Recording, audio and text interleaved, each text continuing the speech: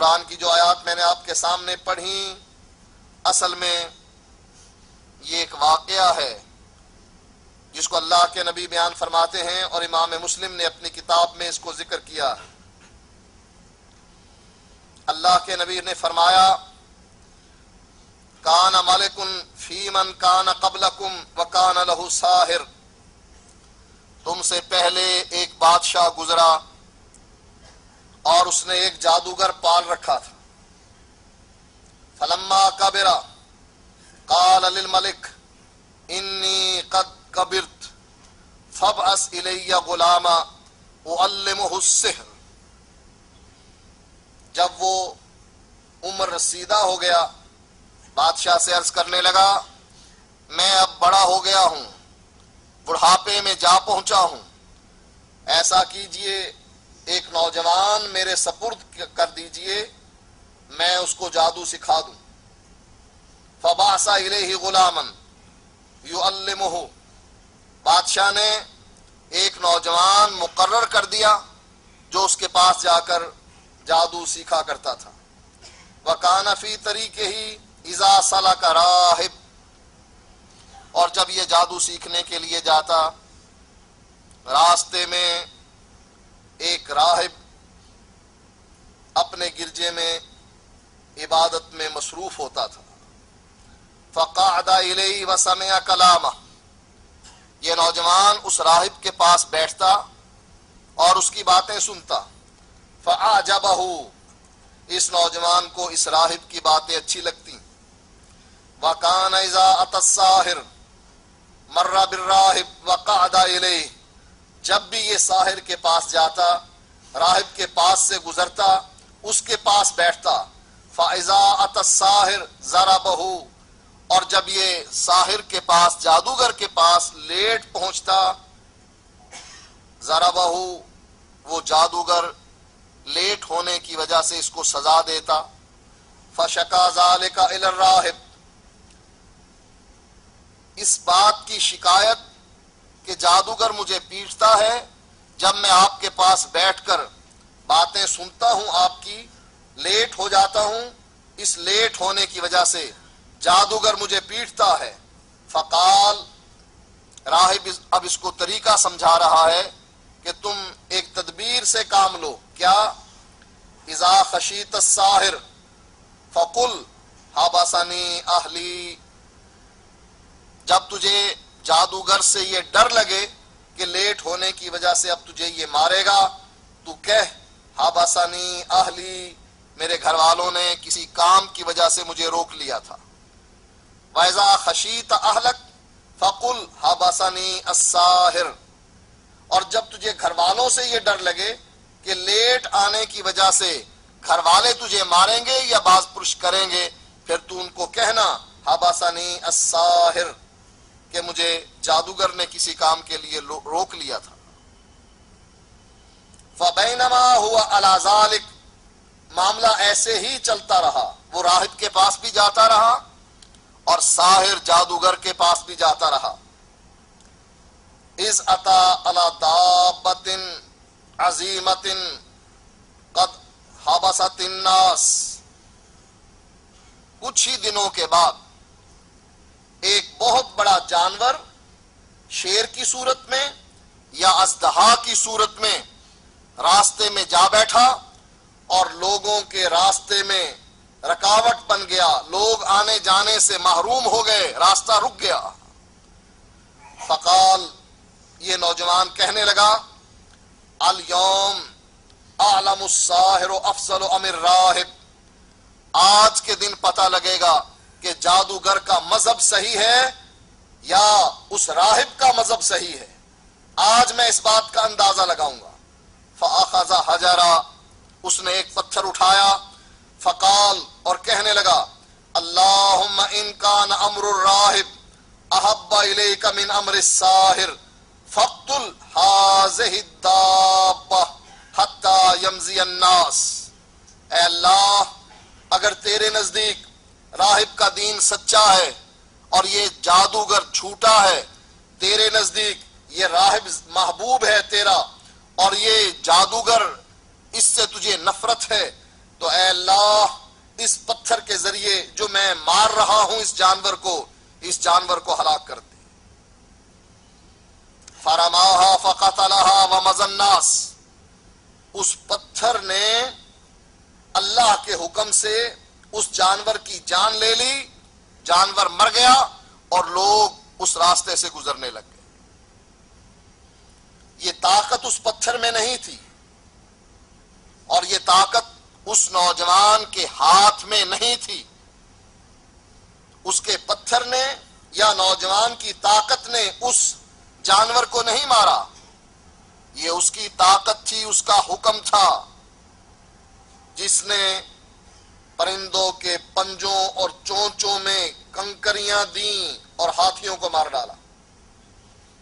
الم تر کیف فعل ربک باصحاب الفیل، کیا دیکھا نہیں ابابیل کے ذریعے کیا طاقت ہے اس پرندے میں اور کیا طاقت ہے اس پتھر میں،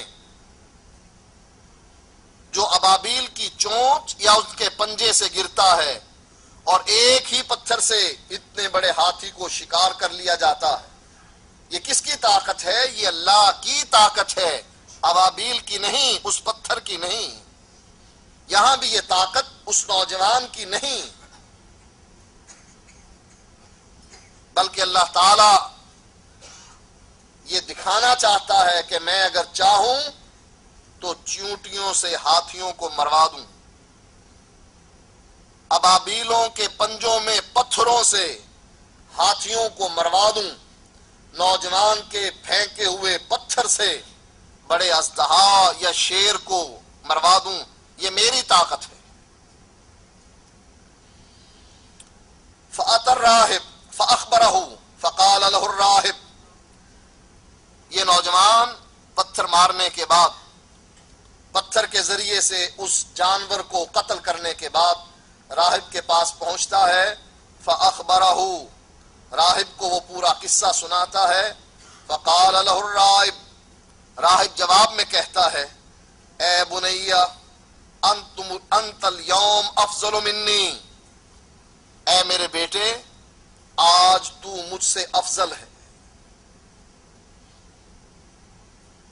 قد بلغ من امرک ما ارى وانک ستبتلی،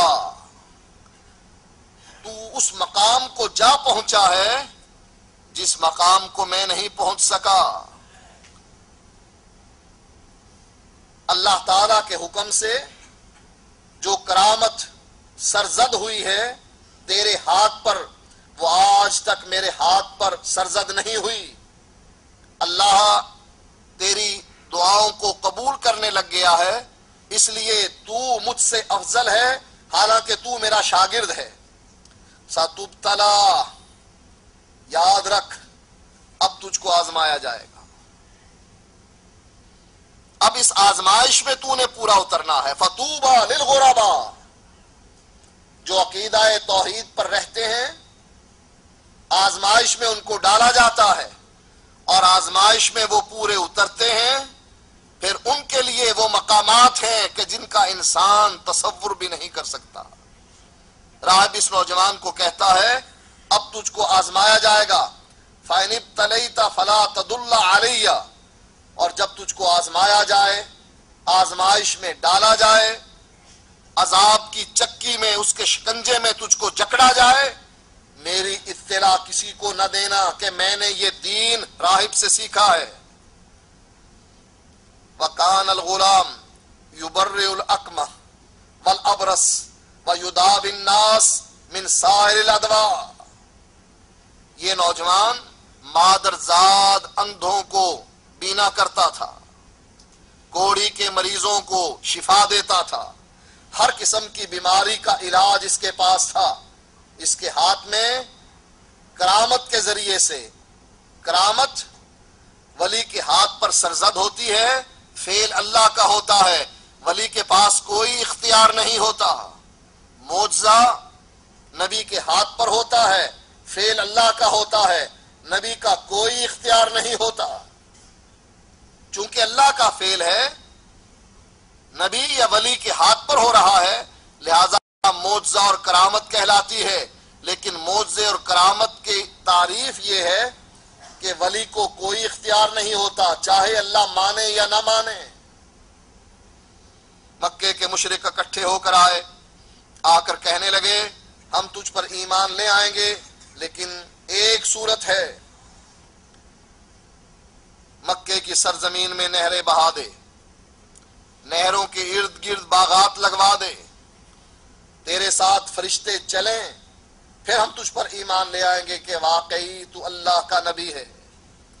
اب اللہ کے نبی چاہتے تھے کہ مکے کے یہ لوگ بھی مسلمان ہو جائیں، لیکن اللہ نہیں چاہتا تھا۔ اللہ نے جواب میں کیا کہا؟ اے نبی، اگر تو کر سکتا ہے کر کے دکھا، نفقا فی الارض او سلما فی السماء، زمین میں سرنگ لگا، آسمان پر سیڑھی لگا اور ان کے مطالبے پورے کر دے اگر تو کر سکتا ہے۔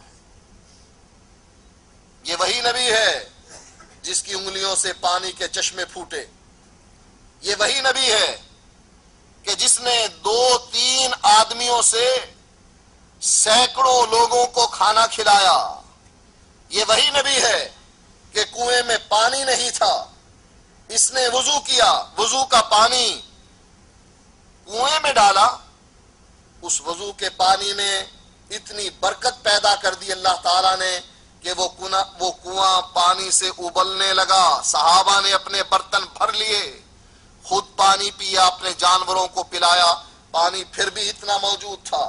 لیکن آج وہی نبی ہے، اللہ جواب دے رہا ہے، سرنگ لگا زمین میں، آسمان پر سیڑھی لگا، اور ان کو وہ معجزہ لا کر دکھا جن کا یہ مطالبہ کر رہے ہیں۔ میں تیرے مطالبے کو، تیری اس خواہش کو اور مکے کے لوگوں کے مطالبے کو پورا نہیں کرتا۔ یہاں سے پتہ لگتا ہے کہ معجزے میں نبی کا اختیار ہوتا ہے یا نہیں، ولی کا اختیار کرامت میں ہوتا ہے یا نہیں۔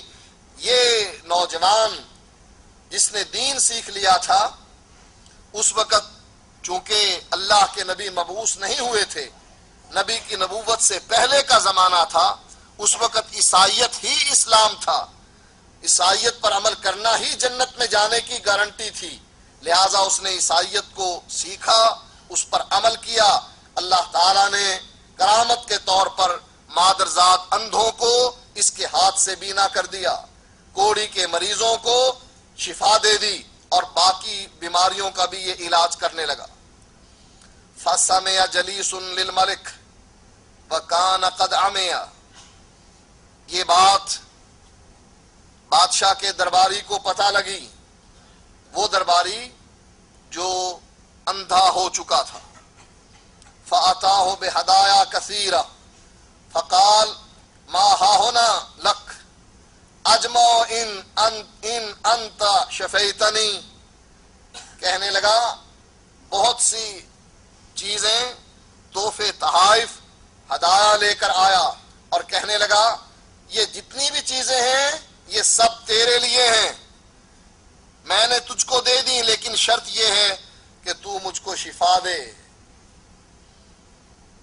اگر کوئی ہم جیسا ہوتا کہتا ہاں میں شفا دے سکتا ہوں، وہ چونکہ بے دین تھا، مشرک تھا، وہ سمجھتا تھا کہ شفا مخلوق کے ہاتھ میں ہے، جیسے ہم سمجھتے ہیں بدا الاسلام غریبا وسيعود غریبا، کہ پیر کے قبر کی مٹی چاٹنے سے شفا ملتی ہے، جیسے اس موقع پر مکے کے مشرک سمجھتے تھے کہ یہ بت ہمیں شفا دیتے ہیں، وہی حالت آج ہماری ہو چکی ہے۔